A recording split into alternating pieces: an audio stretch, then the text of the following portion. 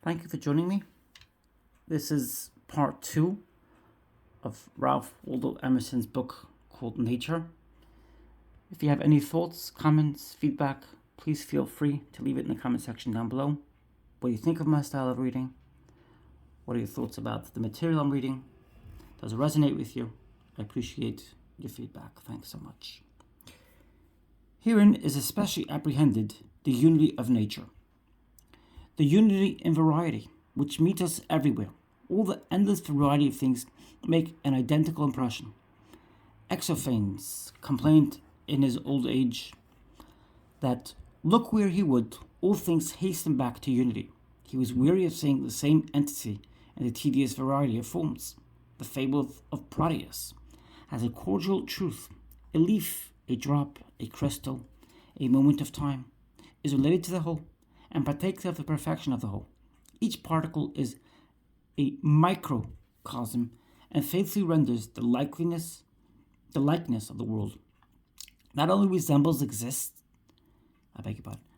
resemblances exist in things whose analogy is obvious, as when we detect the type of the human hand in the flipper of the fossil saurus, but also in objects wherein there is great superficial unlikeness. Thus, architecture is called frozen music by D. Stale and Gough. Vitruvius thought an architect should be a musician. A Gothic church, said Coleridge, is a petrified religion. Michelangelo maintained that to an architect, a knowledge of anatomy is essential. In Haydn's Oratorius, the notes present to the imagination.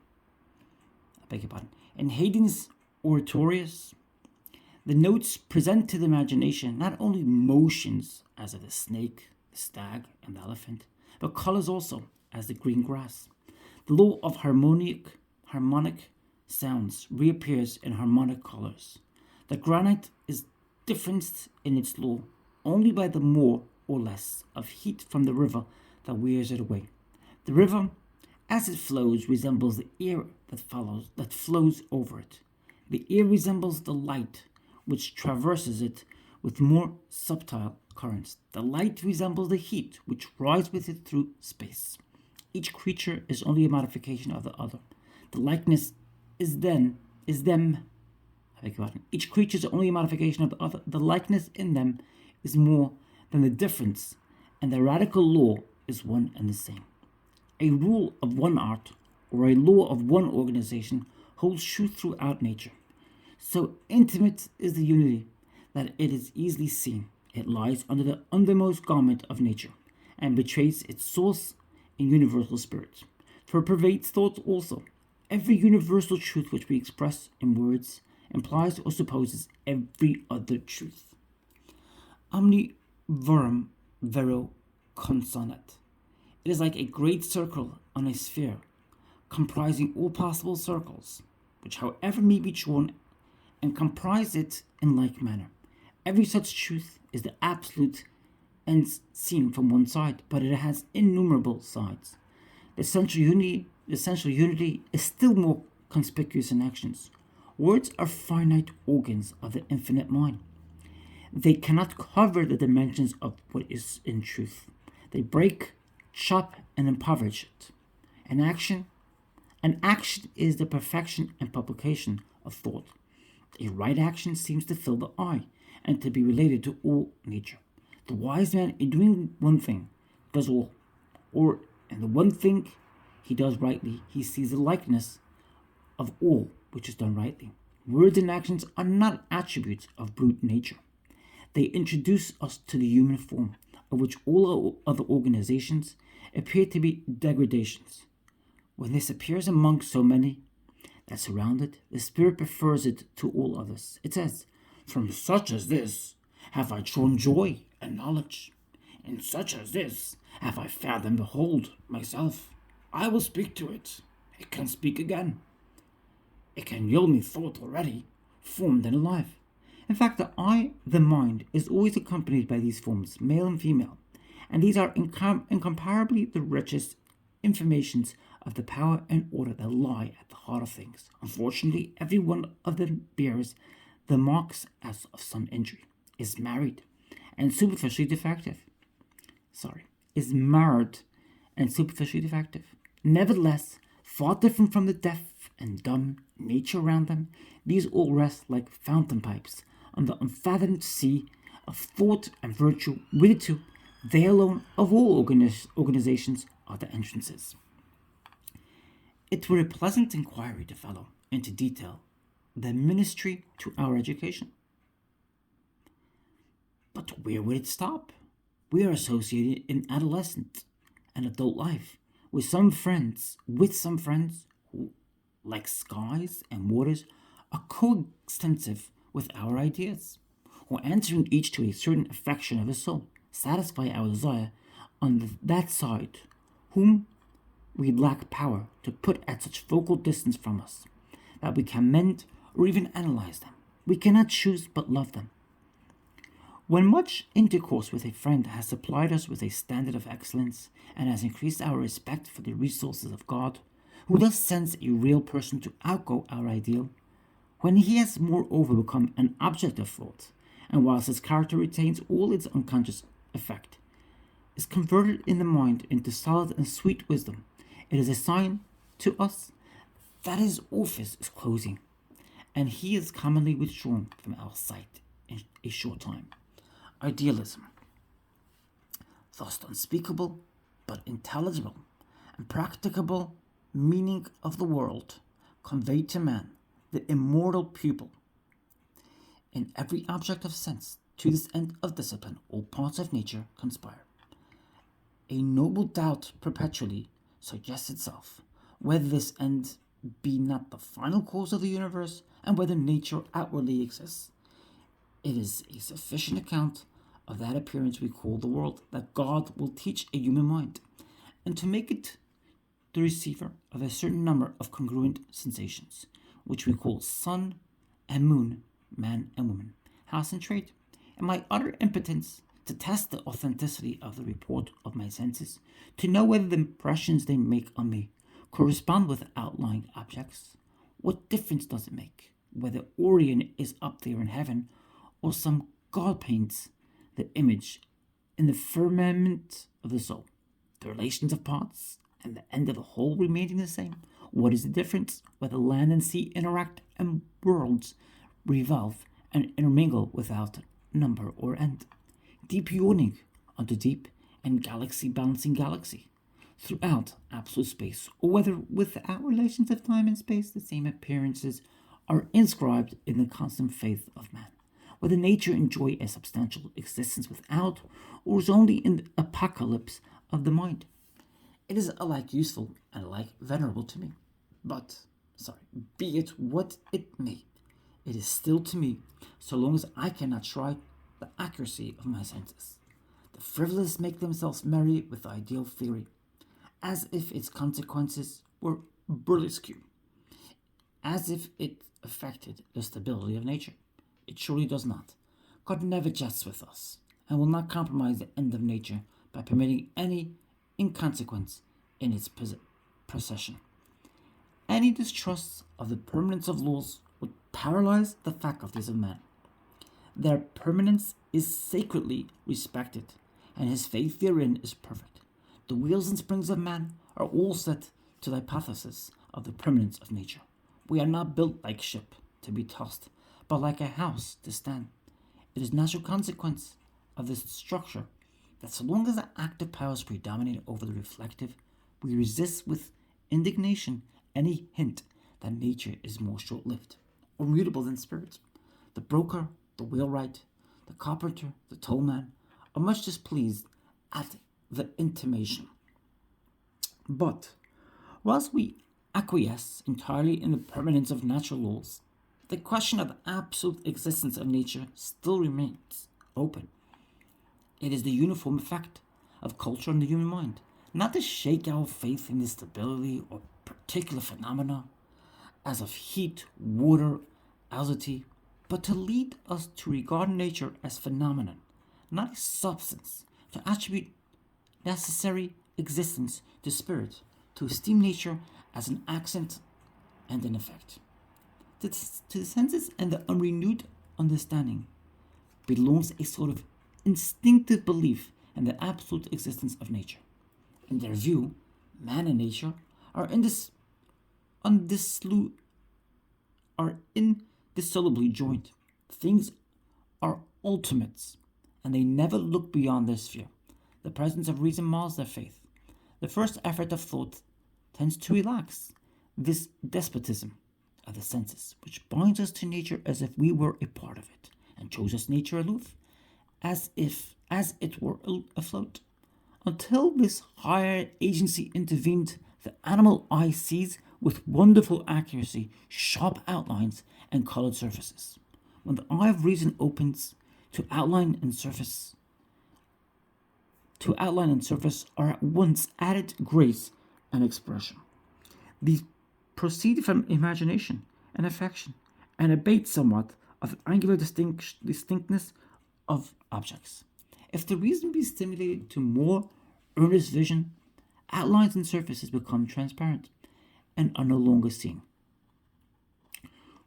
Causes and spirits are seen through them. The best moments of life are these delicious awakenings of the higher powers and the reverential withdrawing of nature before its God. Let us proceed to indicate the effects of culture. Number 1. Our first institution is the idea philosophy. Our first institution in the idea philosophy is a hint from nature itself. Nature is made to conspire with spirit to emancipate us. Certain mechanical changes, a small alteration in our local position, apprises us of a dualism. We are strangely affected by seeing the shore from a moving ship, from a balloon, also the tints of an unusual sky. The least change in our point of view gives the whole world a pictorial ear. A man who seldom rides needs only to get into a coach and traverse his own town, to turn the street into a puppet show. The men, the women, talking, running, bartering, fighting, the earnest mechanic, the lounger, the beggar, the boys, the dogs, are unrealized at once, or at least wholly detached from all relation to the observer, and seen as apparent, not substantial beings. What new things are suggested by seeing a face of country quite familiar in the rapid movement of the railroad car? Nay, the most wanted objects make a very slight change in the point of vision, please us most. In a camera obscura, the butcher's cart and the figure of one of our own family amuse us. So a portrait of a well-known face gratifies us. Turn the eyes upside down by looking at the landscape through your legs, and how agreeable is the picture, though you have seen it any time these 20 years. In these cases, by mechanical means, is suggested the difference between the observer and spectacle, between man and nature. Hence arises a pleasure mixed with awe. I may say, a low degree of the sublime is felt from the fact probably that man is hereby apprised that whilst the world is a spectacle, something in himself is stable.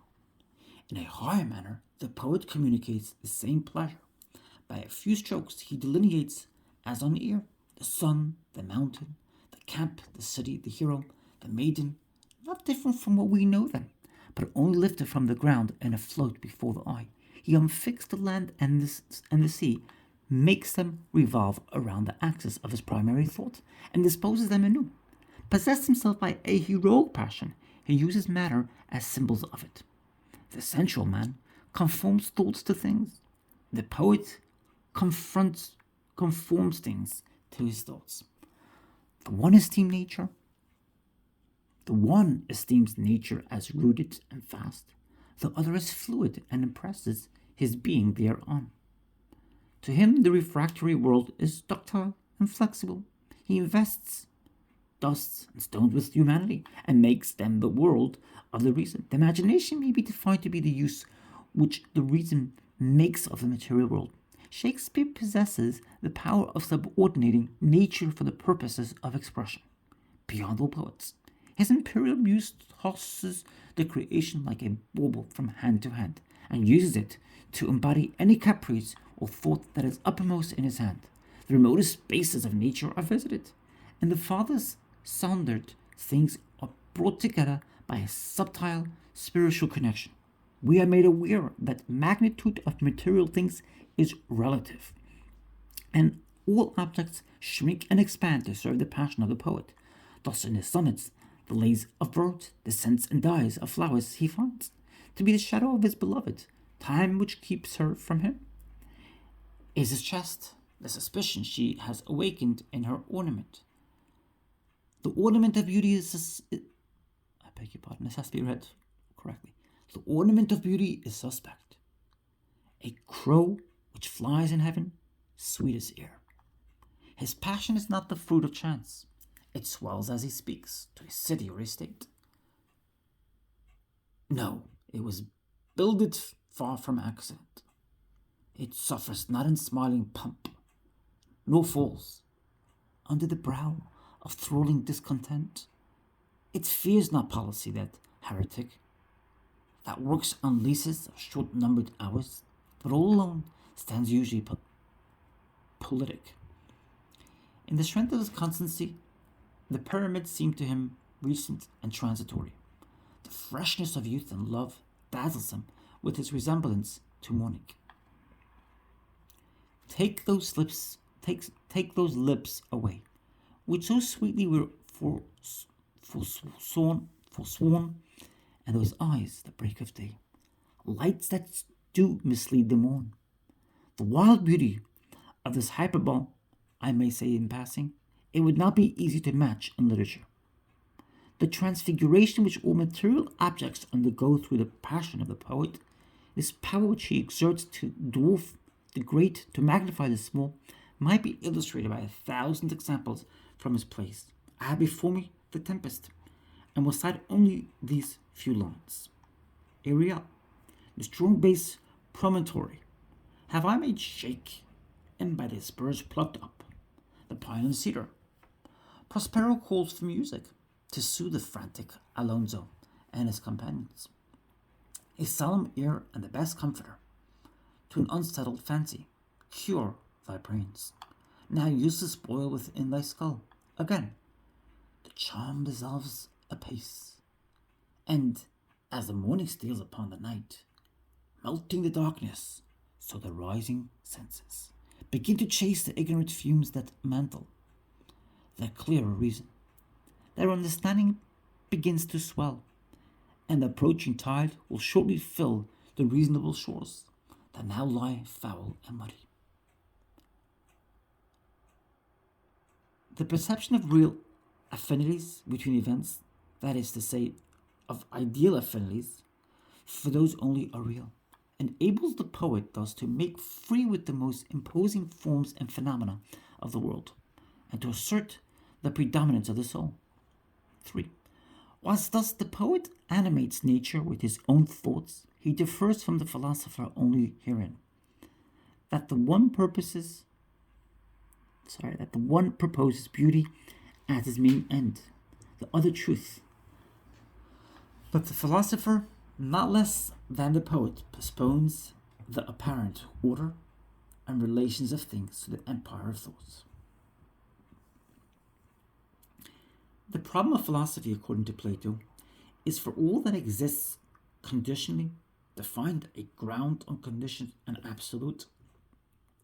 It proceeds on the faith that a law determines all phenomena, which being known, the phenomena can be predicted. That law, when in the mind, is an idea. Its beauty is infinite. The true philosopher and the true poet are one, and a beauty which is true and a truth which is beauty is the aim of both. Is not the charm of one of Plato's or Aristotle's definition strictly like that of the Antigonor of Sophocles? It is in both cases that a spiritual life has been imparted to nature, that the solid seeming block of matter has been pervaded and dissolved by a thought, that this feeble human being has penetrated the vast masses of nature. with an informing soul and recognize itself in their harmony. That is, sees their law. In physics, when this is attained, the memory disturbs itself of its cumbrous catalogues of particulars and carries centuries of observation in a single formula. Thus, even in physics, the material is degraded before the spiritual. The astronomer, the geometer, rely on their irrefragable analysis and disdain the results of observation. The sublime remark of Euler on his law of arches, quote, "This will be found contrary to all experience, yet it's true," end quote, has already transferred nature into the mind and left matter like an outcast corpse. Number 4, intellectual science has been reserved to beget invariably a doubt of the existence of matter. Turgot said, "He that has never doubted the existence of matter may be assured he has no aptitude for metaphysical inquiries." It fastens attention upon immortal, necessary, uncreated natures, that is, open ideas, and in their presence we feel that the outward circumstance is a dream and a shade. Whilst we wait in this Olympus of gods, we think of nature as an appendix to the soul. We ascend into the region and know that these are the thoughts of the Supreme Being. These are they who were set up from everlasting, from the beginning, wherever the earth was. When he prepared the heavens, they were there. When he established the clouds above, when he strengthened the fountains of the deep, then they were by him, as one brought up with him. Of them took he counsel. Their influence is proportionate. As objects of science, they are accessible to few men. Yet all men are capable of being raised by piety or by passion into their region, and no man touches these divine natures without becoming in some degree himself divine. Like a new soul, they renew the body. We become physically nimble and lightsome. We tread on air. Life is no longer irksome, and we think it will never be so. No man fears age or misfortune or death in their serene company, for he is transported out of the district of change. Whilst we behold unveiled the nature of justice and truth, we learn the difference between the absolute and the conditional or relative. We apprehend the absolute, as it were. For the first time we exist, we become immortal, for we learn that time and space are relations of matter, that with a perception of truth or a virtue's will, they have no affinity. Number 5. Finally, religion and ethics, which may be fitly called the practice of ideas or the introduction of ideas into life, have an analogous effect with all lower culture, integrating nature and suggesting its dependence on spirits. Ethics and religion differ herein, that the one is a system of human duties, commencing from man, the other from God. Religion includes the personality of God. Ethics does not. They are one to our present design. They both put nature underfoot. The first and last lesson of religion is, quote, "The things that are seen are temporal. The things that are unseen are eternal." It puts an affront upon nature. It does that for the unschooled, which philosophy does for Berkeley and Vyasa. The uniform language that may be heard in churches of the most ignorant sects is, "Contemn the substantial shows of the world. They are vanities, dreams, shadows, unrealities. Seek the realities of religion." The devotee flouts nature. Some theosophists have arrived at a certain hostility and indignation towards matter. As the Manichaean and Platonists, they distrusted in themselves any looking back to these flesh pots of Egypt. Plotinus was ashamed of his body. In short, they might all say of matter what Michelangelo said of external beauty. Quote, "It is the frail and weary weed in which God rests his soul, which he has called into time." End quote. It appears that motion, poetry, Physical and intellectual science and religion all tend to affect our convictions of the reality of the external world. But I own there is something ungrateful in expanding too curiously the particulars of the general proposition that all culture tends to imbue us with idealism. I have no hostility to nature, but a child's love to it. I expand and live in the warm day like corn and melons. Let us speak her fear. I do not wish to fling stones at my beautiful mother, nor spoil my gentle nest. I only wish to indicate the true position of nature in regard to man, wherein to establish man or right education tends as the ground which to attain is the object of human life, that is, of man's connection with nature. Culture inverts the vulgar view of nature and brings the mind to call that apparent which it uses to call real, and that real which it uses to call visionary. Children, it is true, believe in the external world, the belief that it appears only in an afterthought, but with culture, this faith will as surely arise on the mind as did the first. The advantage of the ideal theory over the popular faith is this, that it presents the world in precisely that view which is most desirable to the mind. It is, in fact, the view which reason, both speculative and practical, that is philosophy and virtue, take. For seen in the light of thought, the world always is phenomenal, and virtue subordinates it to the mind. Idealism sees the world in God. It beholds the whole circle of persons and things, of actions and events, of country and religion, not as painfully accumulated atom after atom, act after act, in an age creeping past, but as one vast picture which God paints on the instant eternity for the contemplation of the soul. Therefore, the soul holds itself off from a too trivial and microscopic study of the universal tablet. It respects the end too much to immerse itself in the means. It sees something more important in Christianity than the scandals of ecclesiastical history, of the niceties of criticism, and very curious concerning persons or miracles, and not all disturbed by chasms of historical evidence. It accepts from God the phenomenon as it finds it, as a pure and awful form of religion in the world. It is not hot and passionate at the appearance of what it calls its own good or bad fortune. At the union of opposition, at the union or opposition of the persons, no man is its enemy.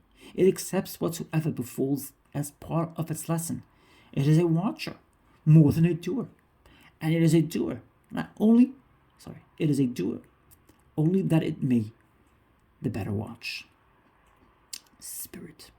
It is essential to a true theory of nature and of man that it should contain somewhat progressive uses that are exhausted, or that may be facts that end in a statement cannot be all that is true of this brave lodging wherein man is harbored, and wherein all his faculties find appropriate and endless exercise, and all the uses of nature admit of being summed in one, which yields the activity of man an infinite scope.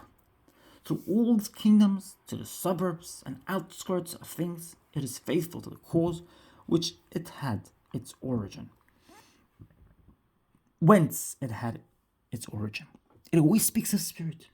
It suggests the absolute. It is a perpetual effect. It is a great shadow, pointing always to the sun behind us. The aspect of nature is devout, like the figure of Jesus. She stands with bended head and hands folded upon the breast. The happiest man is he who learns from nature the lesson of worship. Of that ineffable essence which we call spirit, he that thinks most will say least. We can foresee God in the cause, and as it were distant phenomena of matter, but when we try to define and describe himself, both language and thought desert us, and we are helpless as fools and savages. That essence refuses to be recorded in propositions, but when man has worshipped him intellectually, the noblest ministry of nature is to stand as an apparition of God. It is the organ through which the universe,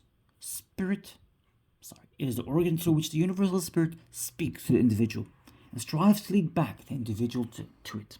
When we consider spirit, we see that the view already presented do not include the whole circumference of man. We must add some related thoughts. 3 problems are put by nature to the mind. What is matter? Whence is it? And where to? The first of these questions only the ideal theory answers. Idealism saith matter is a phenomenon, not a substance. Idealism acquaints us with the total disparity between the evidence of our being and the evidence of the world being. The one is perfect, the other is incapable of any assurance. The mind is a part of the nature of things. The world is a divine dream from which we may presently awake to the glories and certainties of day. Idealism is a hypothesis to account for nature by other principles than those of carpentry and chemistry. Yet, if it only deny the existence of matter, it does not satisfy the demands of the spirit. It leaves God out of me. It leaves me in the splendid labyrinth of my perceptions to wander without end. Then the heart resists it, because it balks the affections in denying substantive being to men and women. Nature is so pervaded with human life that there's something of humanity in all and in every particular. But this theory makes nature foreign to me and does not account for that constant unity which we acknowledge to it. Let it stand then, in the present state of our knowledge, merely as a useful introductory hypothesis, serving to apprise us of the eternal distinction between the soul and the world. But when following the invisible steps of thoughts, we come to inquire, whence is matter, and where to? Many truths arise to us out of the recesses of consciousness. We learn that the highest is present to the soul of man, that the dread universal essence, which is not wisdom or love or beauty or power, but all in one, and each entirely is that for which all things exist, and that by which they are, the spirit creates. That behind nature, throughout nature, spirit is present. One and not compound, it does not act upon us from without. That is in space and time, but spiritually, or through ourselves, therefore the spirit, that is, the supreme being, does not build up nature around us, but puts it forth through us. As the life of the tree puts forth new branches and leaves to the pores of the old, as a plant upon the earth, so a man rests upon the bosom of God. He is nourished by unfailing fountains and draws at his need inexhaustible power. Who can set bounds to the possibilities of man? Once in hell, the upper ear being admitted to behold the absolute natures of justice and truth. And we learn that man has access to the entire mind of the Creator, is himself the Creator in the finite. This view, which admonishes me with the source of wisdom and power lie, and points to virtue as to the golden key, as to, quote, the golden key, which ups the palace of eternity, carries upon its face the highest certificate of truth, because it animates me to create my own world through the purification of my soul. The whole world proceeds from the same spirit as the body of man. It is a remoter, an inferior incarnation of God, a projection of God in the unconscious, but it differs from the body in one important respect. It is not like that now subjected to the human will. Its serene order is inviolable by us. It is therefore to us the present expositor of the divine mind. It is a fixed point whereby we may measure our departure. As we degenerate The contrast between us and our house is more evident. We are as much strangers in nature as we are aliens from God. We do not understand the notes of birds. The fox and the deer run away from us. The bear and tiger rend us. We do not know the uses of more than a few plants, as corn and the apple, the potato and the vine. Is not the landscape, every glimpse of which hath a grandeur, a face of him? Yet this may show us that what discord is between man and nature, for you cannot freely admire a noble landscape. If laborers are digging in the field hard by, the poet finds something ridiculous in his delight until he is out of the sight of men. Prospects. In inquiries respecting the laws of the world and the frame of things, the highest reason is always the truest. That which seems faintly possible, it is so refined, is so often faint and dim, because it is deepest seated in the mind among the eternal verities. Empirical science is apt to cloud the sight, and by the very knowledge of functions and processes, to bereave the student of the manly contemplation of the whole. The savant becomes unpoetic. But the best read naturalist, who lends an entire and devout attention to truth, will see that there remains much to learn of his relation to the world, and that it is not to be learned by any addition or subtraction, or other comparison of known quantities, but is arrived at by untaught sallies of the spirit, by a continual self-recovery, and by entire humility.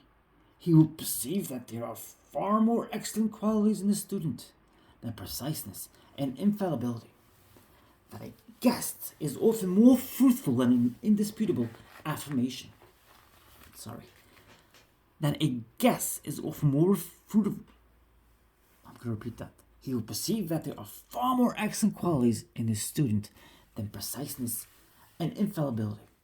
That a guess is often more fruitful than an indisputable affirmation, and that a dream may let us deeper into the secret of nature than 100 concerted experiments. For the problems to be solved are precisely those which the physiologists and the naturalists omit to state. It is not so pertinent to man to know all the individuals of the animal kingdom, as it is to know whence and whereto is the trianizing unity in his constitution, which evermore separates and classifies things, endeavoring to reduce the most diverse to one form. When I behold a rich landscape, it is less to my purpose to cite correctly the order and superposition of the strata than to know why all thought of multitude is lost in a tranquil sense of unity. I cannot greatly honor minuteness and details so long as there is no hint to explain the relations between things and thoughts, no ray upon the metaphysics of conchology, of botany, of the arts, to show the relation of the forms of flowers, shells, animals, architecture to the mind, and build science upon ideas. In a cabinet of natural history, we become sensible of the certain occult recognition and sympathy in regard to the most unwieldy and eccentric form of beast, fish, and insect. The American, who has been confined in his own country to the sight of buildings designed after foreign models, is surprised on entering York Minster of St. Peter's at Rome by the feeling that these structures are imitations or faint copies of an invisible archetype. Nor is science sufficient to humanity so long as the naturalist overlooks that wonderful congruity which subsists between man and the world, of which he is lord, not because he is the most subtile inhabitant, but because he is its head and heart, and finds something of himself in every great and small thing, in every mountain stratum, in every new law of color, fact of astronomy, or atmospheric influence, which observation or analysis lays open.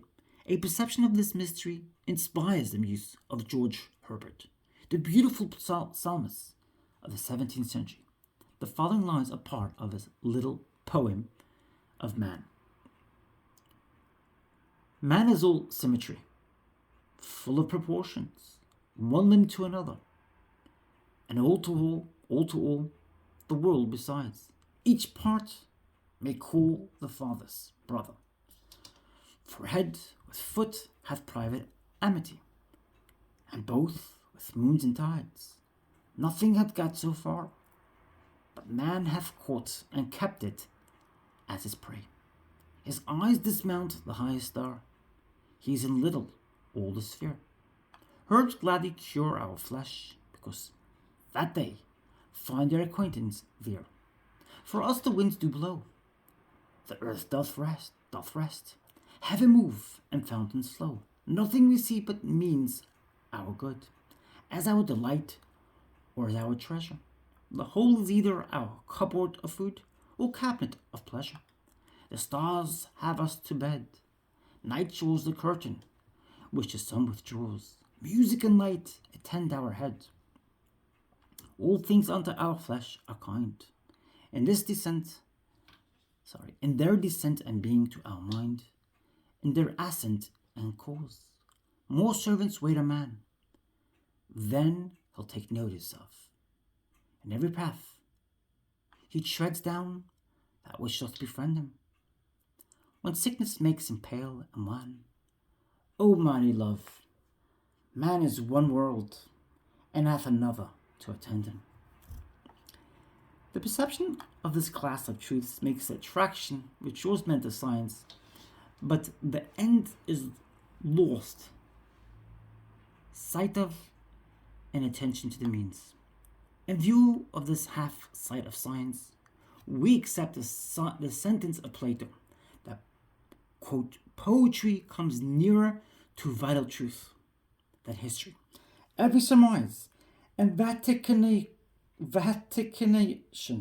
of the mind is entitled to a certain respect, and we learn to prefer imperfect theories and sentences which contain glimpses of truth to digested systems which have no one valuable suggestion.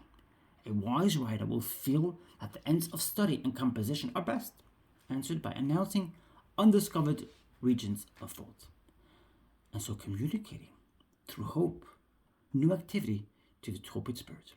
I shall therefore conclude this essay with some traditions of man and nature, which a certain poet sang to me, and which, as they have always been in the world, and perhaps reappear to every bard, may be both history and prophecy.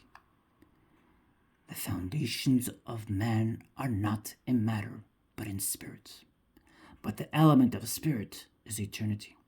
To it, therefore, the longest series of events, the oldest chronologies, are young and recent.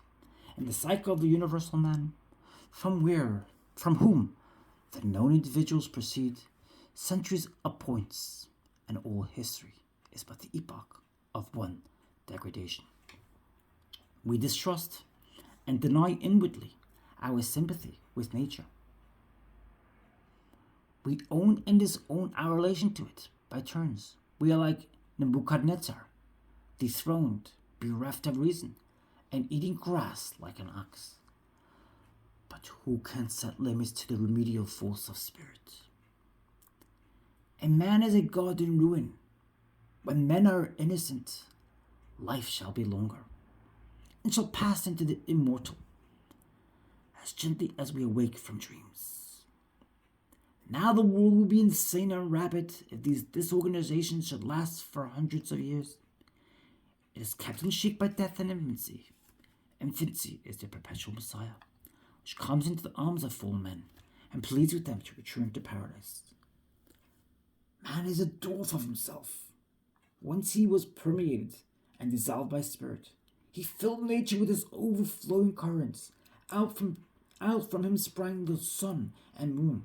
From man the sun, from woman the moon.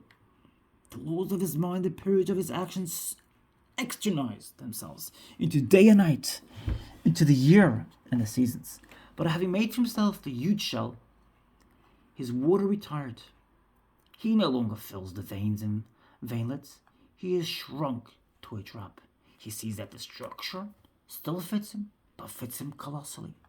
Say rather once it fitted him. Now it corresponds to him from far and on high. He adores timidly his own work. Now is man the follower of the sun, and woman the follower of the moon. Yet sometimes he starts in his slumber and wonders at himself and his house, and muses strangely at the resemblance betwixt him and it. He perceives that if his law is still paramount, if still he have elemental powers, if his world is sterling yet in nature, it is not conscious power. It is not inferior, but superior to his will. It is instinct. Thus, my Orphic poet sang. At present, man applies to nature but half his force. He works on the world with an understanding alone. He lives in it and masters it by a penny wisdom. And he that works most in it, but a half man, and whilst his arms are strong and his digestion good, his mind is imbruted, and he is selfish. He is a selfish savage. His relation to nature, his power over it, is through the understanding as by manure. The economic use of fire, wind, water, and the mariner's needle, steam, coal, chemical agriculture. The repairs of the human body by the dentist and the surgeon. This is such a resumption of power, as if a banished king should buy his territories inch by inch instead of vaulting at once into his throne. Meantime, in the thick darkness, there are not wanting gleams of a better light, occasional examples of the action of man upon nature with his entire force, with reason as well as understanding. Such examples are the traditions of miracles in the earliest antiquity of all nations, the history of Jesus Christ, the achievements of a principle as in religious and political revolutions, and the abolition of the slave trade, the miracles of enthusiasm, as those reported of Swedenborg, Hohenlohe, and the Shakers. Many obscure and yet contested facts, now arranged under the name of animal magnetism, prayer, eloquence, self-healing, and the wisdom of children. These are examples of reason, momentary gasp of the scepter, the exertions of a power which exists not in time or space, but an instantaneous and streaming quoting power. The difference between the actual and the ideal force of man is happily figured by these schoolmen in saying that the knowledge of man is an evening knowledge, vespertina cognito, but that of God is a morning knowledge, matutina cognito. The problem of restoring to the world original and eternal beauty is solved by the redemption of the soul. The ruin of the blank that we see when we look at nature is in our own eye. The axis of vision is not coincident with the axis of things, and so they appear not transparent but opaque. The reason why the world lacks unity and lies broken in its heaps is because man is disunited with himself. He cannot be a naturalist until he satisfies all the demands of the spirit. Love is as much its demand as perception. Indeed, neither can be perfect without the other. In the uttermost meaning of the words, thought is devout and devotion is thought. Deep calls unto deep, but in actual life, the marriage is not celebrated. There are innocent men who worship God after the tradition of their fathers, but their sense of duty has not yet extended to the use of all their faculties, and they are patient naturalists, but they free their subject under the wintry light of the understanding. Is not prayer also a study of truth, a sally of the soul into the unfound infinite? No man ever prayed heartily without learning something. But when a faithful thinker resolute to detach every object from personal relations and see it in the light of thought, shall at the same time kindle science with the fire of the holiest affections, then will God go forth anew into the creation. It will not need, when the mind is prepared to study, to search for objects, the invariable mark of wisdom is to see the miraculous in the common. What is a day? What is a year? What is a summer? What is summer? What is a woman? What is a child? What is sleep? To our blindness, these things seem unaffecting. We make fables to hide the boldness of the fact and conform it, as we say, to the high law of the mind. But when the fact is seen under the light of an idea, the gaudy fable fades and shrivels. We behold the real higher law. To the wise, therefore, if fact is true, poetry and the most beautiful of fables, these wonders are brought to our own door. You also are a man and woman in their social life, poverty, labor, sleep, fear, fortune are known to you. Learn that none of these things is superficial, but that each phenomenon has its roots in the faculties and affections of the mind. Whilst the abstract question occupies your intellect, nature brings it in the concrete to be solved by your hands. It were a wise inquiry for the closet to compare point by point, especially at remarkable crises in life, our daily history with the rise and progress of ideas in the mind. So shall we come to look at the world with new eyes. It shall answer the endless inquiry of the intellect. What is truth? And other affections, what is good? By yielding itself passive to the educated will, then shall come to pass what my poet said, nature is not fixed but fluid. Nature is not fixed but fluid. Spirit alters, molds, makes it. The immobility or bruteness of nature is the absence of spirit. To pure spirit it is fluid, it is volatile, it is obedient. Every spirit builds itself a house, and beyond its house a world, and beyond this world a heaven. Know then that the world exists for you. For you is the phenomenon perfect. What we are, that only can we see. All that Adam had, all that Caesar could, you have and can do. Adam called his house heaven and earth. Caesar called his house Rome.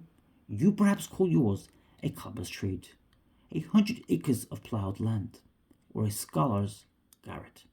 Yet line for line and point for point, your dominion is as great as theirs. Though, without fine names, build therefore your own world, as fast as you conform your life to the pure idea in your mind, and that will unfold its great proportions. A corresponding revolution in things will attend the influx of the spirit. So fast will disagreeable appearances swine, spiders, snakes, pests, madhouses, prisons, enemies vanish. They are temporary and shall be no more seen.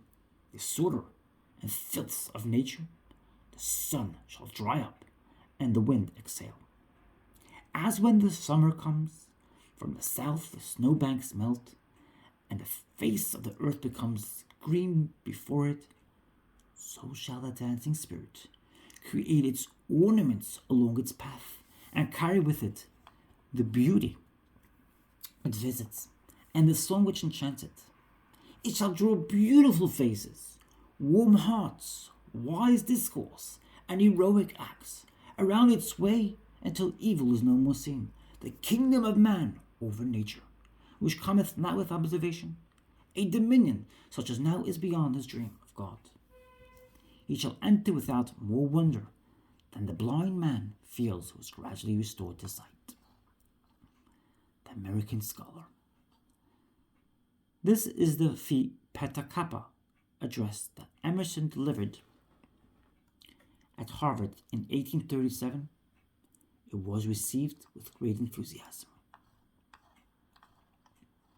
An address. This address was delivered before the senior class of the Harvard Divinity School on Sunday evening, July 15, 1838.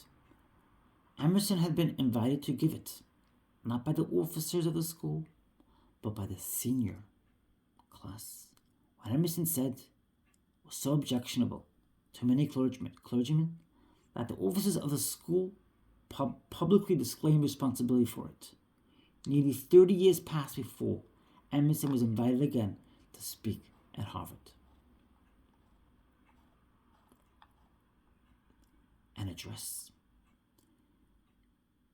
In this refulgent summer, it has been a luxury to draw the breath of life, The grass grows, the buds burst, the meadow is spotted with fire, and gold in the tint of flowers.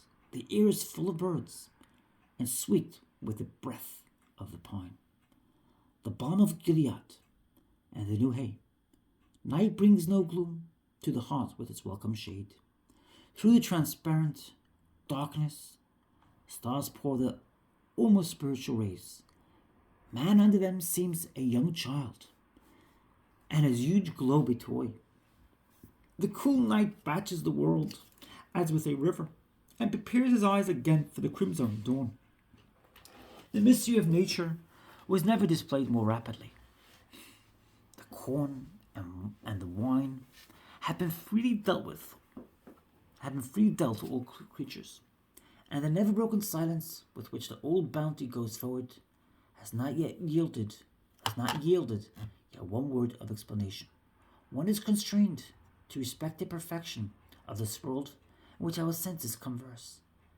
How wide, how rich! What an invitation from every property it gives to every faculty of man. In its fruitful soils, in its navigable sea, in its mountains of metal and stone, in its forests of old woods, in its animals, in its chemical ingredients, in the powers and path of light, heat, attraction, and life. It is well worth the pith and heart of great men to subdue and enjoy it. The planters, the mechanics, the inventors, the astronomers, the builders of cities, and the captains, history delights to honor. But when the mind opens and reveals the laws which traverse the universe and make things that they are, then shrinks the great world at once into a mere illustration and fable of this mind. What am I? And what is? Asks the human spirit, with a curiosity new kindled, but never to be quenched. Behold these outrunning laws, which our imperfect apprehension can see, tend this way and that, but not come full circle. Behold these infinite relations, so like, so unlike, many, yet one. I would study, I would know, I would admire forever. These works of thought have been entertainments of the human spirit in all ages. And all things conspire with it.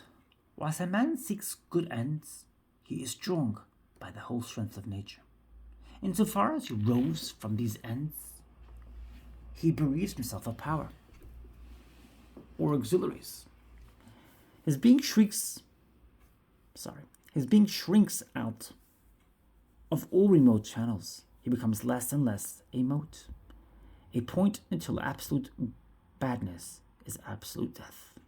The perception of this law of laws awakens in the mind a sentiment which we call the religious sentiment, and which makes our highest happiness. Wonderful is its power to charm and to command. It is a mountaineer. It is the embalmer of the world. It is myrrh and storax and chlorine and rosemary. It makes the sky and the hills sublime, and the silent song of the stars is it. By it is the universe made safe and habitable, not by science or power. Thought may work cold and intransitive in things, and find no end or unity. But the dawn of the sentiment of virtue on the heart gives and is the assurance that law is sovereign over all natures, and the worlds, time, space, eternity do seem to break out into joy. The sentiment is divine and defying. It is the beatitude of man. It makes him illimitable. Through it the soul first knows itself. It corrects the capital mistake of the infant man, who seeks to be great by following the great and hopes to derive advantages from another, by showing the fountain of all good to be himself, and that he, equally with every man, is an inlet into the deeps of reason. When he says, I ought, when love warms him, when he chooses warned from on high, for good and great deed, then deep melodies wander through his soul from supreme wisdom. There he can worship and be enlarged by his worship, for he can never go behind this sentiment. In the sublimest flight of the soul, rectitude is never surmounted, love is never outgrown. The sentiment lies at the foundation of society and successfully creates all forms of worship. The principle of veneration never dies out. Man fall into superstition, into sensuality, is never quite without the vision of the moral sentiment. In like manner, all expressions of this sentiment are sacred and permanent in proportion to their purity. The expressions of this sentiment affect us more than all other compositions. The sentences of the oldest time, which ejaculate this piety, are still fresh and fragrant. This thought dwells always deepest in the minds of men in the devout and contemplative East, not alone in Palestine, where it reaches its purest expression, but in Egypt, in Persia, in India, in China. Europe has always owed to Oriental genius its divine impulses. What these holy bards say, all sane men found agreeable and true, and the unique impression of Jesus upon mankind, whose name is not so much written as plowed into the history of this world, is proof of the subtle virtue of his infusion.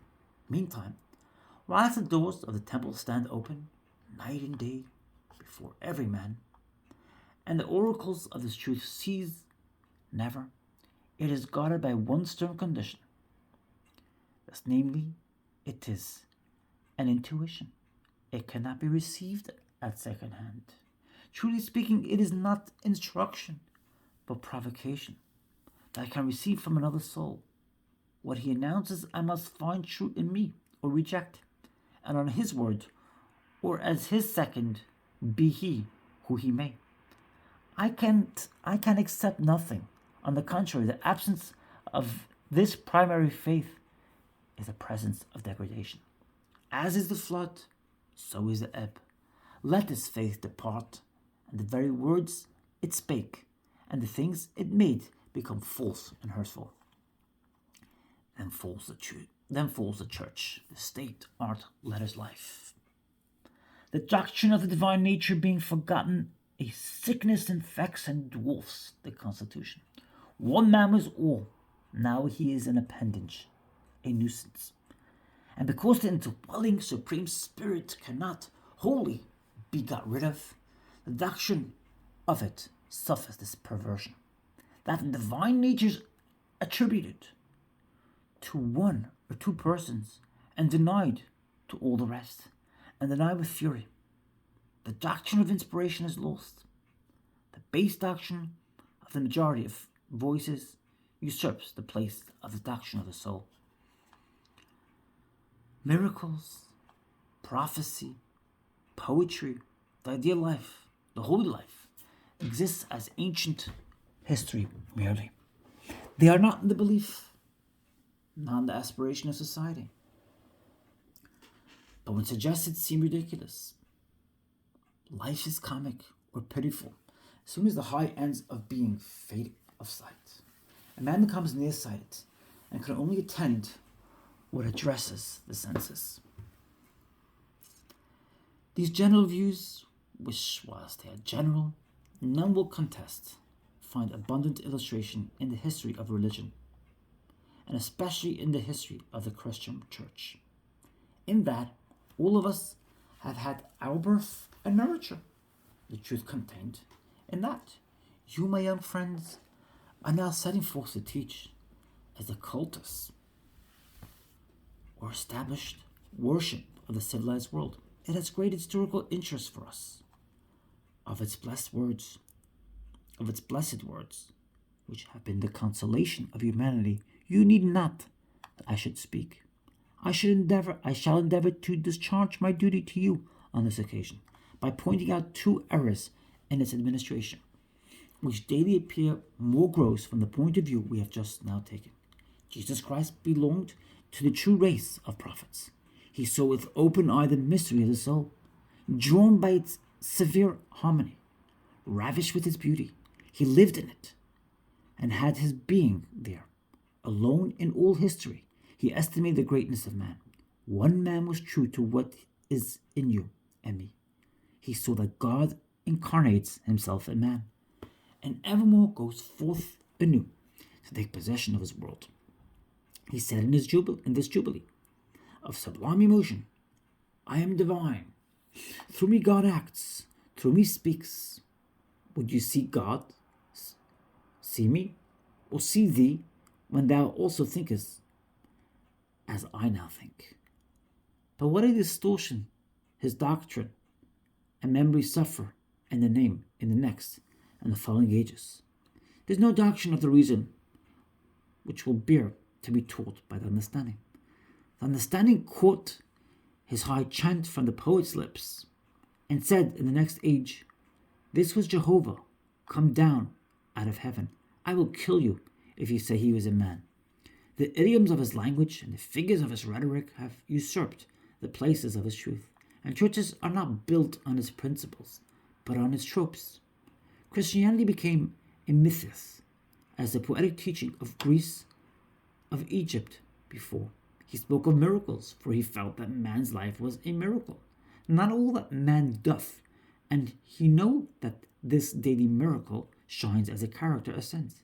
But the word miracle, as pronounced by Christian churches, gives a false impression. It is a monster. It is not one with the blowing clover and the falling rain. He felt respect for Moses and the prophets, but no unfit tenderness at postponing their initial revelations to the hour, and the man that now is to the eternal revelation in the heart. Thus was he, a true man, having seen that the law in us is commanding. He would not suffer it to be commanded. Boldly with hand and heart and life he declared it was God. Thus is he, as I think, the only soul in history who has appreciated the worth of man. In his point of view, we become sensible of the first defect of historical Christianity. Historical Christianity has fallen into the error that corrupts all attempts to communicate religion, as it appears to us, and as it has appeared for ages. It is not the doctrine of the soul, but an exaggeration of the personal, the positive, the ritual. It dwells with noxious exaggeration about the persons of Jesus. The soul knows no persons. It invites every man to expand to the full circle of the universe, and will have no preferences but those of spontaneous love. But by this Eastern monarchy of a Christianity which in indolence and fear have built, the friend of man is made the injurer of man. The manner in which his name is surrounded with expressions which were once sallies of admiration and love, but are now petrified into official titles, kills all generous sympathy and liking. All who hear me feel that the language that describes Christ to Europe and America is not the style of friendship and enthusiasm to a good and noble heart, but is appropriated and formal, paints a demigod, as the Orientals or the Greeks would describe Osiris or Apollo, except the injurious impositions of our early catechetical instruction, and even honesty and self-denial were but splendid sins if they did not wear the Christian name. One would rather be, quote, a pagan suckled in a creed outworn, end quote, than to be defrauded of this manly right in coming into nature and finding not names and places, not land and professions, but even virtue and truth foreclosed and monopolized. You shall not be a man even. You shall not own the world. You shall not dare and live after the infinite law that is in you, and in company with the infinite beauty which heaven and earth reflect to you in all lovely forms. But you must subordinate your nature to Christ's nature. You must accept our interpretations and take his portrait as the vulgar drew it. This is always best which gives me to myself. The sublime is excited in me by the great stoical doctrine, obey thyself. That which shows God in me fortifies me. That which shows God out of me makes me a wart and a wen. There's no longer a necessary reason for my being. Already the long shadows of untimely oblivion creep over me, and I shall decease forever.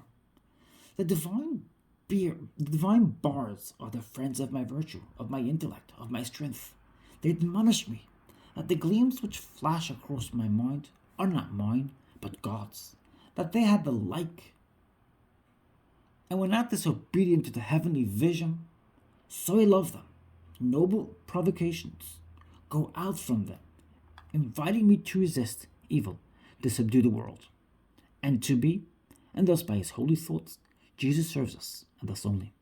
To aim to convert a man by miracles is a profanation of the soul. A true conversion, a true Christ, is not as always to be made by the reception of beautiful sentiments.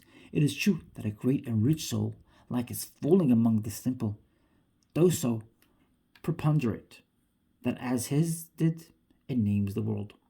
The world seems to them to exist for him, and they have not yet drunk so deeply of his sense as to see that only by coming again to themselves, or to God themselves, can they grow forevermore. It is a low benefit to give me something.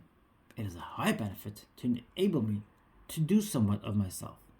The time is something when all men will see that the gift of God to the soul is not a vaunting, overpowering, excluding sanctity, but a sweet, natural goodness, a goodness like thine and mine, and that so invites thine and mine to be, to grow. The injustice of the vulgar tone of preaching is not less flagrant to Jesus than to the souls which it profanes. The preachers do not see that they make his gospel. The preachers do not see that they make his gospel not glad, and cheer him of the looks of beauty and the attributes of heaven. When I see a majestic Epaminondas or Washington, when I see among my contemporaries a true orator, an upright judge, a dear friend, when I vibrate to the melody and fancy of a poem, I see beauty that is to be desired, and so lovely, and with yet more entire consent of my human being, sounds in my ear this severe music of the bards that have sung of the true God in all ages. Now do not degrade the life and dialogues of Christ out of the circles of this charm by insulation and peculiarity. Let them lie as they befall, alive and warm, part of human life and the landscape and the cheerful day. 2. The second defect of the traditionary and limited way of using the mind of Christ is a consequence of the first. This, namely, that the moral nature, that law of laws, whose revelations introduce greatness, yea, God himself into the open soul, is not explored as a fountain of established teaching in society. Men have come to speak of the revelation as somewhat long ago given and done, as if God were dead. The intuitive faith throttles the preacher, and the goodliest of institutions becomes an uncertain and inarticulate voice. It is very certain that it is the effect of conversation with the beauty of the soul to beget a desire and need to impact to others the same knowledge and love. If utterance is denied, the thought lies like a burden on the man. Always a seer is a sayer. Somehow his dream is told. Somehow he publishes it with solemn joy, sometimes with pencil on canvas, sometimes with chisel on stone, sometimes in towers and aisles of granite. His soul's worship is builded, sometimes in anthems of indefinite music, but clearest and most permanent in words. The man enamored of this excellency becomes its priest or poet. The office is covial with the world. But observe the condition, the spiritual limitation of the office. The Spirit only can teach, not any profane man, not any sensual, not any liar, not any slave can teach, but only he can give who has. He only can create who is. The man in whom the soul descends, through whom the soul speaks, alone can teach. Courage, piety, love, wisdom can teach. And every man can open his door to these angels, and they shall bring him the gifts of tongues. But the man who aims to speak as books enable, as synods use, as the fashion guides, and as interest commands, babbles, let him hush. To this holy office you propose to devote yourselves. I wish you may feel your call in throbs of desire and hope. The office is the first in the world. It is of that reality that I cannot suffer the deduction of any falsehood. And it is my duty to say to you that the need was never greater of new revelation than now. From the views I have already expressed, you will infer the sad conviction which I share. I believe with numbers of the universal decay, and now almost death of faith in society. The soul is not preached. The church seems to totter to its form, almost all life extinct. On this occasion, any compliance would be criminal, which told you, whose hope and commission it is to preach the faith of Christ, that the faith of Christ is preached. It is time that this ill-suppressed murmur of all thoughtful men against the famine of our churches, this moaning of the heart because it is bereaved of the consolation, the hope, the grandeur that come alone out of the culture of the moral nature, should be heard through the sleep of indolence and over the din of routine. This great and perpetual office of the preacher is not discharged. Preaching the expression of the moral sentiment in application to the duties of life. And how many churches, by how many prophets, tell me, is man made sensible that he is infinite, that he is an infinite soul? That the earth and the heavens are passing into his mind, that he is drinking forever the soul of God. Where now sounds the persuasion that by its very melody emparadises my heart and so affirms its own origin in heaven, where shall I hear words such as in elder ages drew men to leave all and follow father and mother, house and land, wife and child? Where shall I hear these august laws of moral being so pronounced as to fill my ear, and I feel ennobled by the offer of my uttermost action and passion? The test of the true faith certainly should be its power to charm and command the soul as the laws of nature control the activity of the hands. As commanding that we find pleasure and honor in obeying, the faith should blend with the light of rising and of setting suns, with the flying cloud and singing bird and the breath of flowers. But now the priest's Sabbath has lost the splendor of nature. It is unlovely. It is unlovely. We are glad when it is done. We do make, even sitting now proves as far better, holier, sweeter for ourselves. Whenever the pulpit is usurped by a formalist, then is the worshipper defrauded and disconsolate. We shrink as soon as the prayer begins, which do not uplift but smite and offend us. We are fain to wrap our cloaks about us and secure as best we can a solitude that hears not. I once heard a preacher who sorely tempted me to say I would go to church no more. Men go, thought I, where they are wont to go. Else had no soul entered the temple in the afternoon. A snowstorm was falling around us. The snowstorm was real, the preacher merely spectral, and the eye felt the sad contrast in looking at him. And then out of the window behind him, into the beautiful meteor of the snow, he had lived in vain. He had no one word intimating that he had laughed or wept, was married or in love, had been commended or cheated or chagrined. If he had ever lived and acted, we were none the wiser for it. The capital secret of his profession, namely to convert life into truth, he had not learned. Not one fact in all his experience had he yet imported into his doctrine. This man had plowed and planted and talked and bought and sold. He had read books. He had eaten and drunken. His head aches, his heart throbs, his smiles and suffers. Yet was there not a surmise, a hint, in all the discourse that he had ever lived at all? Not a line did he draw out of real history. The true preacher can be known by this, that he deals out to the people his life.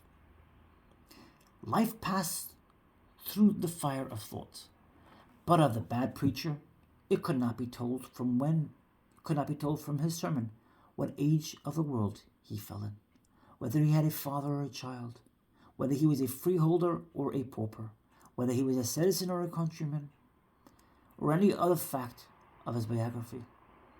It seemed strange that the people should come to church. It seemed as if their houses were very unentertaining, that they should prefer this thoughtless clamor. It shows that there is a commanding attraction in the moral sentiment that can lend a faint tint of light to dullness and ignorance coming in its name and place. The good hearer is sure he has been touched sometimes. It is sure there is somewhat to be reached, and some word that can reach it. When he listens to these vain words, he comforts himself by their relation to his remembrance of better hours, and so they clatter and echo unchallenged. I am not ignorant that when we preach unworthily, it is not always quite in vain. There is a good ear in some men that draws supplies to virtue out of every indifferent nutriment. There's poetic truth concealed in all the commonplaces of prayer and of sermons, and though foolishly spoken, they may be wisely heard, for each is some select expression that broke out in a moment of piety from one stricken or jubilant soul, and His Excellency made it remembered. The prayers and even the dogmas of our church are like the zodiac of Dendera and the astronomical monuments of the Hindus, wholly insulated from anything now extant in the life and business of the people. They mark the height to which the waters once rose, but this docility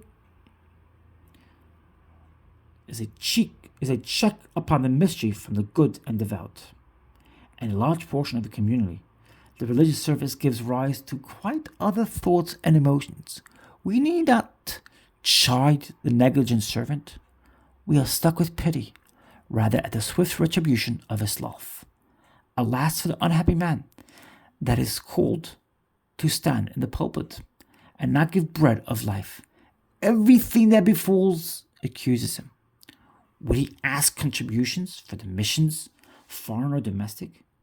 Instantly his face is suffused with shame to propose to his parish that they should send money 100 or 1,000 miles to furnish such poor fare as they have at home, and would do well to go the 100 or the 1,000 miles to escape. Would he urge people to a godly way of living? And can he ask a fellow creature to come to Sabbath meetings, when he and they all know what is the poor uttermost they can hope for therein? Will he invite them privately to the Lord's Supper? He dares not. If no heart warm this rite, the hollow dry, creaking formality is too plain. Then that he can face a man of wit and energy and put the invitation without terror. In the street, what has he to say to the bold village blasphemer? The village blasphemer sees fear in the face, forming gates of the minister. Let me not taint the sincerity of this plea by any oversight of the claims of good men. I know and honor the purity and strict conscience of numbers of the clergy.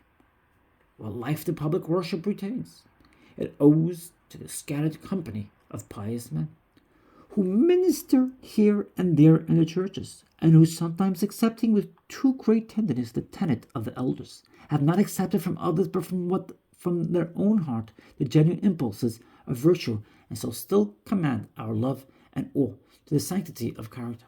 Moreover, the exceptions are not so much to be found in a few eminent preachers as in the better hours, the true inspirations of all, nay, in the sincere moments of every man.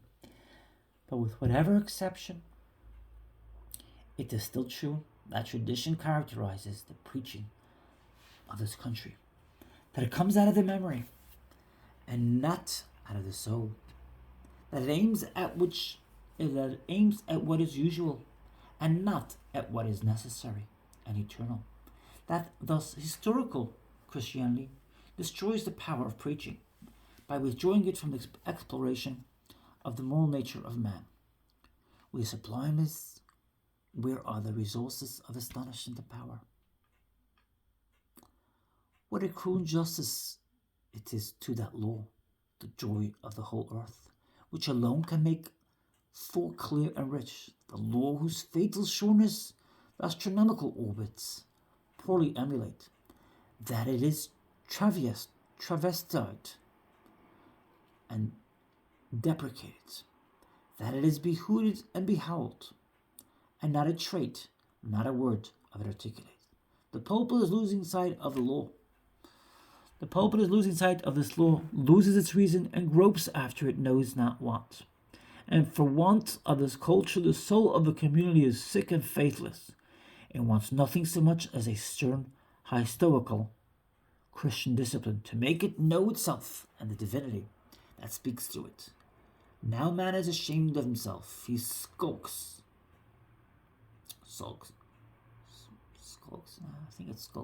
and sneaks to the world, to be tolerated, to be pitied, and scarcely in 1,000 years does any man dare to be wise and good, and so draw after him the tears and blessings of his kind. Certainly there have been periods when the inactivity of the intellect on certain truths, a greater faith was possible, in names and persons. The Puritans in England and America found in the Christ of the Catholic Church and in the dogmas inherited from Rome scope for their austere piety and their longings for civil freedom. But their creed is passing away, and none arise in its room. I think no man can go with his thoughts about him into one of our churches without feeling that what hold the public worship had on men is gone or going. It has lost its grip on the affection of the good and the fear of the bad. It is in the country, neighborhoods, half parishes are signing off, to use the local term. It is already beginning to indicate character and religion to withdraw from the religious meetings. I have heard a devout person who prized the Sabbath say in bitterness of heart, on Sundays, it seems wicked to go to church. And the motive that holds the best there is now only a hope and a waiting. What was once a mere circumstance, at the best and the worst men in the parish, the poor and the rich, the learned and the ignorant, young and old, should meet one day as fellows in one house, in sign of an equal right in the soul, has come to be a paramount motive for going thither. My friends, in these two errors, I find the causes of a decaying church and a wasting unbelief. And what greater calamity can fall upon a nation than the loss of worship? And all things go to decay. Genius leaves the temple to haunt the senate or the market. Literature becomes frivolous. Science is cold. The eye of youth is not lighted by the hope of other worlds, and age is without honor. Society lives to trifles, and when men die, we do not mention them. And now, my brothers, you will ask, what in these desponding days can be done by us? The remedy is already declared in the ground of our complaint to the church. We have contrasted the church with the soul. In the soul, then let the redemption be sought. Wherever a man comes, there comes revolution. The old is for slaves. When a man comes, all books are legible, all things transparent. All religions are forms.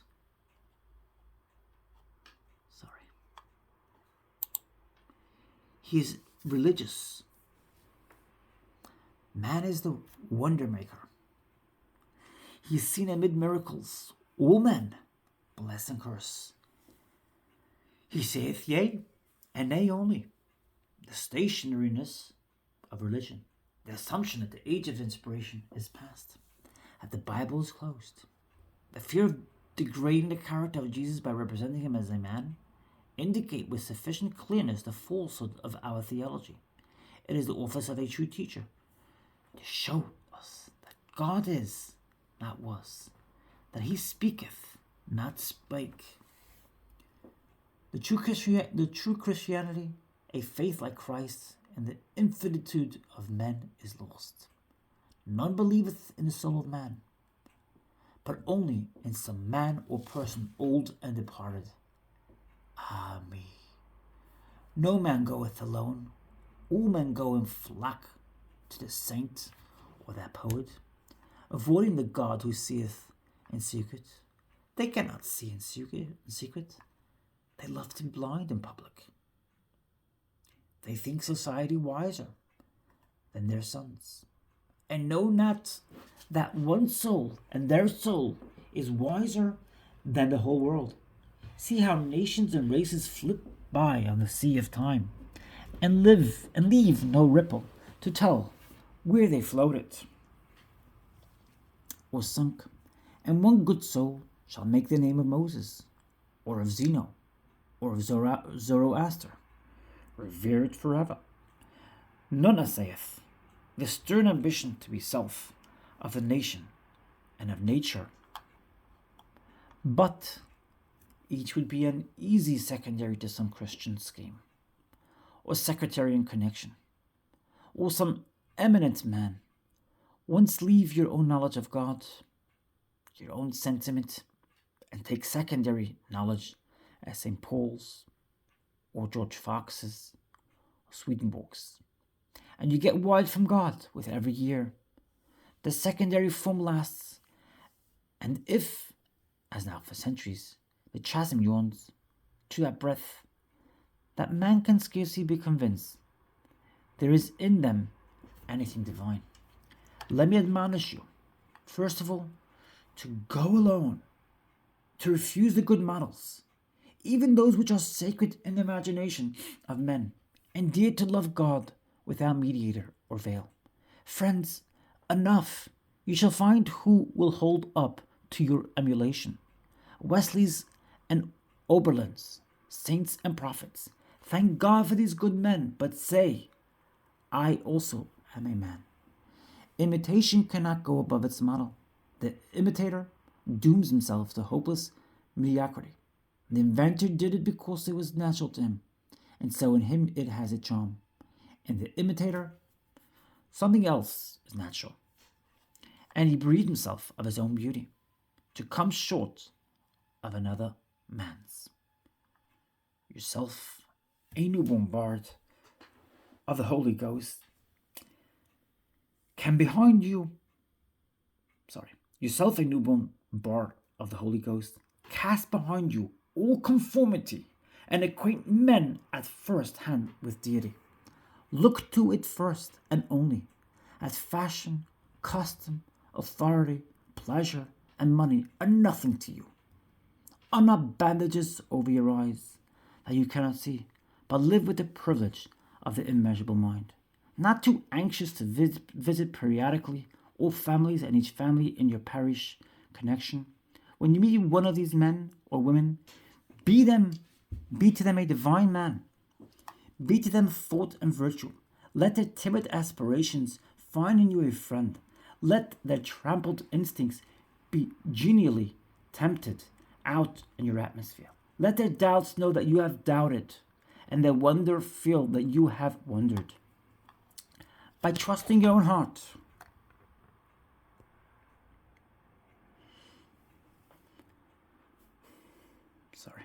by trusting your own heart, you shall gain more confidence in other men. For all our penny wisdom, for all our, I beg your pardon. By trusting your own heart, you shall gain more confidence in other men.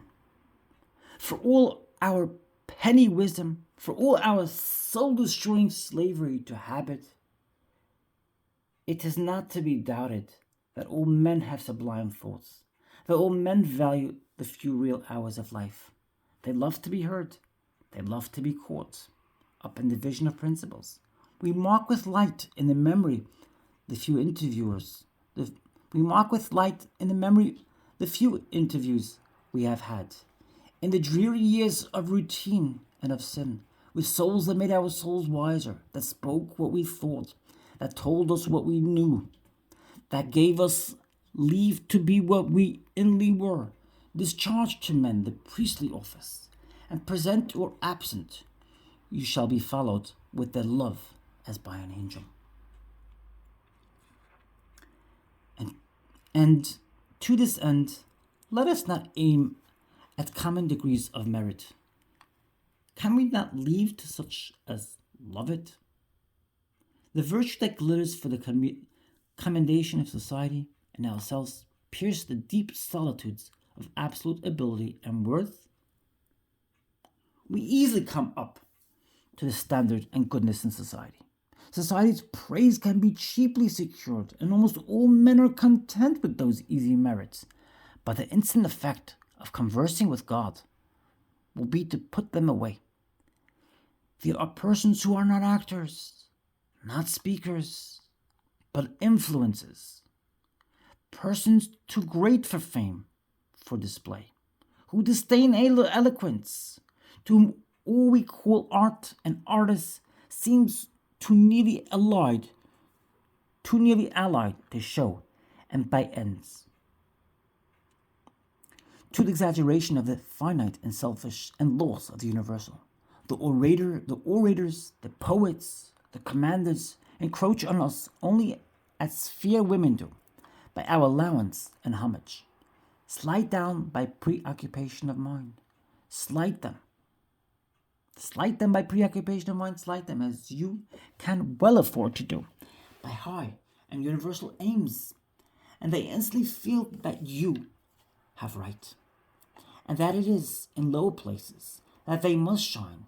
They also feel you're right, for they with you are open to the influx of all-knowing spirit, which annihilates before its broad noon the tidal shades and gradations of intelligence and the compositions we call wiser and wisest. In such high communion let us study the grand strokes of rectitude, a bold benevolence and independence of friends, so that not the unjust wishes of those who love us shall impair our freedom, but we shall resist for truth's sake the freest flow of kindness, and appeal to sympathies far in advance. And what is the highest form in which we know this beautiful element, a certain solidity of merit that has nothing to do with opinion, and which is so essentially and manifestly virtue, that it is taken for granted that the right, the brave, the generous step will be taken by it, and nobody thinks of commending it. You will compliment a coxcomb doing a good act, but you would not praise an angel? The silence that accepts merit as the most natural thing in the world, in the highest applause. Such souls, when they appear on the imperial god of virtue, the perpetual reserve, the dictators of fortune, one needs not praise their courage. They are the heart and soul of nature. Oh, my friends, there are resources in us on which we have not drawn. There are men who rise refreshed on hearing a threat, men to whom a crisis which intimidates and paralyzes the majority, demanding not the faculties of prudence and thrift, but comprehension, immovableness, the readiness of sacrifice, comes graceful and beloved as a bride. Napoleon said of Massena that he was not himself until the battle began to go against him. Then, when the dead began to fall in ranks around him, awoke his powers of combination, and he put on terror and victory as a robe. So it is rugged crisis, in unweariable endurance, and in aims which put sympathy out of question, that the angel is shown. But these are heights that we can scarce remember and look up to without contrition and shame. Let us thank God that such things exist. And now let us do what we can to rekindle the smoldering nigh, quench fire on the altar, the evils of the church that now are manifest. The question returns, what shall we do? I confess all attempts to project and establish a cultus with new rites and forms seem to be vain. Faith makes us, and not we it. And faith makes its own forms. All attempts to contrive a system are as cold as the new worship introduced by the French to the goddess of reason today. Pasteboard and filigree, and ending tomorrow in madness and murder. Rather let the breath of new life be breathed by you through the forms already existing. For if once you are alive, you shall find they shall become plastic and new. The remedy to their deformity is first soul, and second soul, and evermore soul. A whole papillon of forms, one pulsation of virtue can uplift and vivify. Two inestimable advantages Christianity has given us. First, the Sabbath, the jubilee of the whole world, whose light dawns welcomes alike into the closet of the philosopher, into the garret of toil, and into prison cells, and everywhere suggests, even to the vile, the dignity of spiritual being. Let it stand for evermore, a temple which new love, new faith, new sight shall restore to more than its first splendor to mankind. And secondly, the institution of preaching, the speech of man to man, essentially the most flexible of all organs, of all forms. What hinders that now? Everywhere in pulpits and lecture rooms, in houses and fields, wherever the invitation of men or your own occasions lead you, you speak the very truth, as your life and conscience teach it, and cheer the waiting, fainting hearts of men with new hope and revelation. I look for the hour when that supreme beauty, which ravished the souls of those Eastern men, and chiefly of those Hebrews, and through their lips spoke oracles to all time, shall speak in the West also. The Hebrew and Greek scriptures contain immortal sentences that have been bread of life to millions, but they have no epical integrity, are fragmentary, are not shown in their order to the intellect. I look for the new teacher that shall follow so far those shining laws that he shall see, that come full circle, shall see the round and complete grace, shall see the world to be the mirror of the soul, shall see the identity of the law of gravitation with purity of heart, and shall show that that duty is one thing with science, with beauty, and with joy. The Transcendentalist. This was the fourth of a series of 8 lectures on the times with Emerson, delivered at the Masonic Temple in Boston in the winter of 1841-42. It was printed in the Dial for January 1843. The Transcendentalists. The first thing we have to say respecting what are called new views here in New England at the present time is that they are not new, but the very oldest of thoughts cast into the mold of these new times. The light is always identical in its composition, but it falls on a great variety of objects. And by so falling is first revealed to us, not in its own form, for it is formless, but in theirs. In like manner, thought only appears in the objects it classifies. What is popularity called transcendentalism among us is idealism. Idealism as it appears in 1842, as thinkers, mankind, have ever divided it into two sects, materialists and idealists. The first class founding on experience, the second on consciousness. The first class beginning to think from the data of the senses. The second class perceive that the senses are not final and say the senses give us representations of things. But what are the things themselves? They cannot tell. The materialist insists on facts, on history, on the force of circumstances, and the animal wants of man. The idealist in the power of thought and of will, on inspiration, on miracle, on individual culture. These two modes of thinking are both natural, but the idealist contends that his way of thinking is higher nature. He concedes all that the other affirms, admits the impressions of sense, admits their coherency, their use and beauty, and then asks the materialist for his grounds of assurance that things are as his senses represent them. But I, he says, affirm facts, not affected by the illusions of sense, facts which are of the same nature as the faculty which reports them, and not liable to doubt, fact which in their first appearance to us assume a native superiority to material facts, debating these into a language by which the first are to be spoken, facts which it only needs a retirement from the senses to discern. Every materialist will be an idealist. Every materialist will be an idealist. But an idealist can never go backward to be a materialist. The idealist, in speaking of events, sees them as spirits. He does not deny this sensuous fact, by no means, but he will not see that alone. He does not deny the presence of this table, this chair, and the walls of this room, but he looks at these things as a reverse side of the tapestry, as the other end which being a sequel or completion of a spiritual fact which nearly concerns him.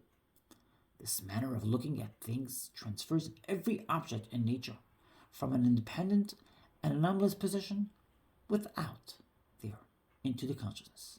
Even the materialist Condillac, perhaps the most logical expounder of materialism, was constrained to say, quote, "Though we should soar into the heavens, though we should sink into the abyss, we never go out of ourselves. It is always our own thoughts that we perceive." End quote. What more could an idealist say? The materialist, secure in the certainty of sensation, mocks at fine-spun theories, at stargazers and dreams, and believes that his life is solid, that he at last takes nothing for granted, but knows where he stands and what he does. Yet how easy is it to show him that he also is a phantom, walking and working amid phantoms, and that he need only ask a question or two beyond his daily questions to find its solid universe growing dim and impalpable before his sense.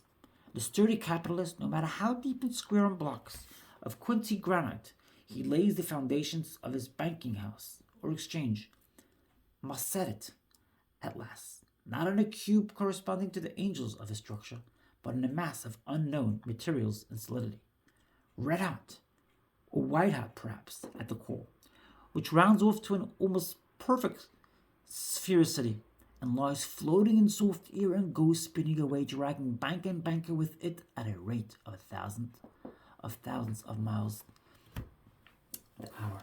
He knows not whither a bit of bullet, now glimmering, now darkling, through a small cubic space on the edge of an unimaginable pit of emptiness, And this wild balloon in which his whole venture is embarked is a just symbol of his whole state and faculty. One thing at least, he says, is certain, and does not give me the headache, that figures do not lie. The multiplication table has been hitherto found unimpeachable truth. And moreover, if I put a gold eagle in my safe, I find it again tomorrow. But for these thoughts, I know not whence they are. They change and pass away. But ask him why he believes that an uniform experience will continue uniform, or on what grounds he found his faith in his figures, and he will perceive that his mental fabric is built up on just as strange and quaking foundations as his proud edifice of stone. I will carry on reading on the next video. Thank you for joining me. Please do leave your comments. Please share your thoughts and comments. I appreciate your feedback. It's important to me.